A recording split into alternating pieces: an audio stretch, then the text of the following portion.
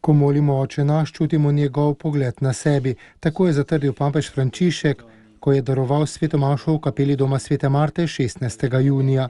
Med homilijo je poudaril tudi, da za kristjana molitve niso zgolj čarobne besede. Jezus je besedo Oče izgovoril v najmočnejših trenutkih svojega življenja.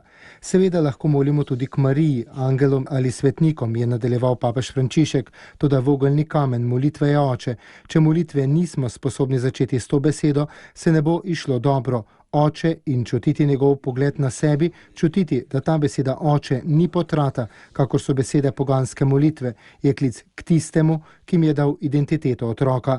To je prostor krščanske molitve. Oče, šele na to lahko molimo tudi k svetnikom in angelom, se udeležimo procesije ali roman. Vse to je lepo, a začeti moramo z očetom, v zavesti, da smo otroci in da imamo očeta, ki nas ljubi in pozna vse naše potrebe. To je prostor, je dejal sveti Oče in se zatem zaustavil še ob delu molitve Oče naš, v katerem Jezus omeni odpuščanje bližnjemu, kakor Bog odpušča nam. Če je prostor molitve reči Oče, potem je ozračje molitve reči naš. Smo namreč bratje, družina. Spomnimo se, kaj se je zgodilo Kainu, ki je sovražil očetovega sina, svojega brata.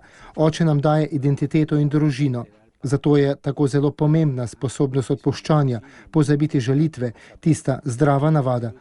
Pozabimo, naj Gospod stori po svoje. Potrebno je ne nositi v sebi zamere, nejevolje, želje po maščevanju. Papež Frančišek je v pridigi še dejal, da moliti k očetu in samo odpustiti, pozabiti žalitve je najboljša molitev. Dobro je, če si včasih izprašamo vest glede tega, je Bog zame Oče, ga doživljam kot Oče in če ga ne čutim tako, prosim Svetega Duha, da bi me naučil doživljati ga tako. Sem tako sposoben pozabiti žalitve, odpustiti, pozabiti in če nisem, prositi očeta, pomagaj mi odpustiti.